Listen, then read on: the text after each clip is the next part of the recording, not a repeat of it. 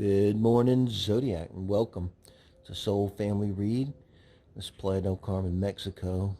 Try to give you the best part of you for a second before we start. Manifestation, spirituality, love, romance, relationships, soulmates, twin flames. I'm a little skeptical on the twin flame, but I try to stay open-minded. And life partners, my favorite. Welcome. It's the 29th of September. Full on in Leo season. Libra season, using the Gilded Tarot Royale. If anyone is following along. Let's see, today I just kind of wanted to do the general reading, but I just do have in mind, it's Mercury Retrograde, so I'll be throwing out, might throw out some astrology, but in terms of the cards, think Sun, Moon, Rising, and Venus.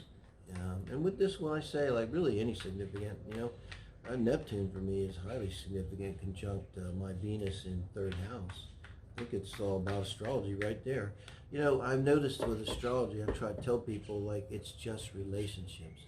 If you're that person that out as you are in the world, you just get relationships, like not just love, but your friends. Like, they say something and you go, well, don't you realize that both of them just broke up recently and da-da-da-da, and that they're probably feeling this way, and do you remember that he lost a job last year and ever since then, and they haven't been good, and you just get all how things work together and fit together. You get the meaning of that. That's the thing. That's all this is. It's relationships of the sun to the moon to Saturn to etc. And you're just looking at how are they all relating. Are they ever getting along well? Or are they not working together well? Excuse me. Allergies. Dear God. Allergies in paradise. What are you going to do? So, let me get a shuffle. I haven't used this deck in a while, so let's put some energy on it. Forgive me the allergies. I can't do anything with it. I'm working, but I'm getting ready to leave here, move to another city up the road a piece. Temporary move. One thing I love about my girlfriend is, like, she gets it, we really talk about things. And I'm telling her, like, we need to be, like, just content and strong, and there's nothing wrong, we're in a wonderful place, and but be light on our feet, because something's coming for us now, like an opportunity, and it's also like I had to do the walk away on the channel, and I think we're going to see, I feel a lot better. In other words, I was worried about it. You let the arrow fly and just walk away. You're going to hit targets not. That's manifestation. So I call it the walk away, and I bear down on these things, I want money, I want love, and the universe is like going, oh, you need more lessons about love? Okay, you need more lessons about, I can tell, you need more lessons about money? Maybe we're going to throw you some of those. So, the 10th, I want to say, and I'll repeat this probably, of September is huge. Mars is direct in Libra, and it, ever so much as Mars is inclined to not simply fucking fight, it's in Libra. So it might be in the mood to kind of cooperate, and that can only be good. And it's meeting Mercury Retrograde, and I forget the degrees. I know it's on the 10th, and I just, also the sun's going to be there, like within a degree, on the 10th. So but look for things to happen. And if it's not outward in a relationship with you and another person, I always think of Mercury. When I read a chart, like, I feel like for the first time in my life, I kind of can really understand maybe a little bit how someone is in their own mind space, because how do we know our own mind space? It's like we're all in our own little universe, no matter how close you are to someone.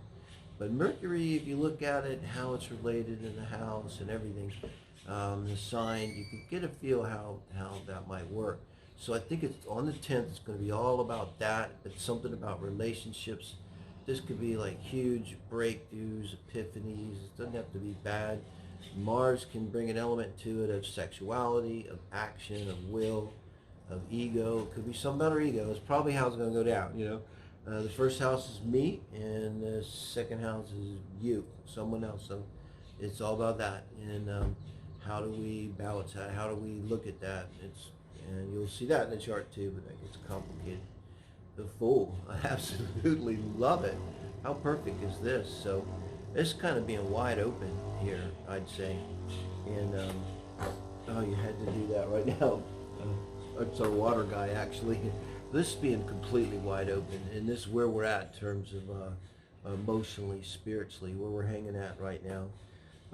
I like to think of the Fool too. I think it's kind of just logical. If you're in the Fool, it's zero kana. Well, that means you recently obtained the world, or you obtained the world. Because unless you're an infant, you know, you could say the Fool is an infant being born. You know, you're born. You know, you don't have any preconceived notions yet.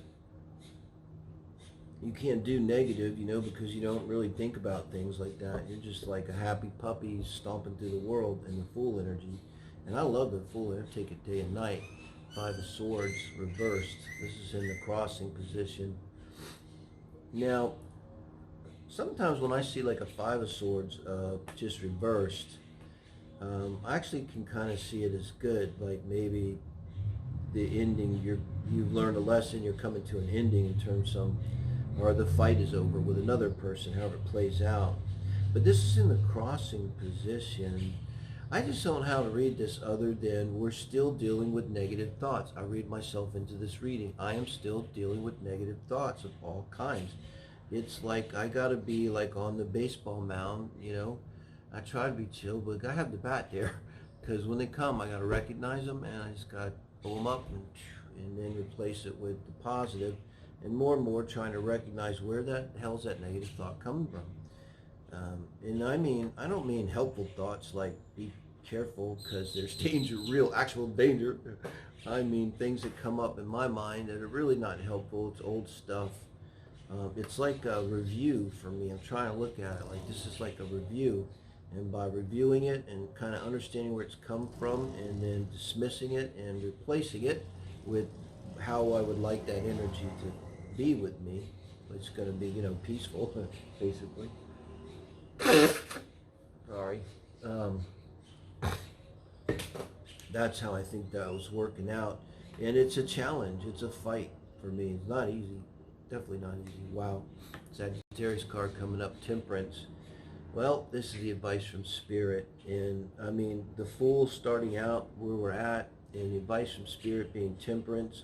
I just got to say, we are dealing with this. We're going to deal with this.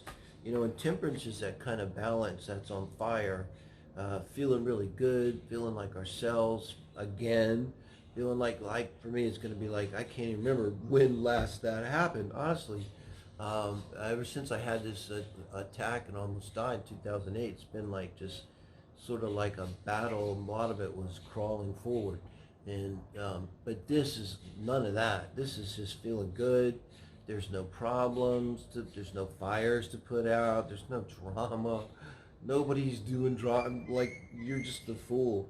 And they're like, you know, but you know, Dave, you shouldn't. And you jump off the cliff and you don't hear them anymore. It's just the breeze. And you're doing your thing. And they're up there going, that's foolish. It's not going to work. What are you doing? Oh my God, are you okay? Because you're the Fool. It's just gone. And this is really nice. Being a promise from Spirit, really, that this is exactly the way we achieve this temperance balance, by dealing with these negative patterns, thought patterns that plague us, you know. And let's see what we got going on for the outcome. Now this is the outcome card, and I do read the bottom of the deck. I'll show you that later. But this is a good bottom of the deck. So Five of Wands. Now we got the Five of Swords and the Five of Wands. This is quite different. Number one, this is not in the blocking position, so it's not a reversed Five of Wands. Number two is in the outcome position, and it is the Five of Wands. You have to note here they are practicing here, and these are actions. I think like I just think kind of what I was saying. if I have the thought and I recognize it as being not helpful, negative, an old pattern, kind of place it and then tell it to go away, and then replace it with kind of how I now want to feel. That replacing of it, how I now want to feel, that's this Five of Wands, because it's kind of a struggle, kind of a battle. For me, it's kind of less and less, you know. I started this in 2017, really strongly, like in just taking control of my own mind. Mercury on the IC for me, square Pluto, and my AC, you know, it's my chart ruler. My mind is like, you know, I don't know how I ever meditated. I'm trying to get back into it, but you know, it's a busy mind. When you have Mercury on the IC, how you look can read someone's mind. You have a very busy mind. Their mind never shuts the fuck up. And if you tell the mind to shut up and you just want to experience nothingness for a minute, the mind will laugh at you. So, I don't know, for me, this is about, it takes action, recognizing the thoughts, taking action, wands, and with the bottom of the deck being the Six of Wands, victory. Victory.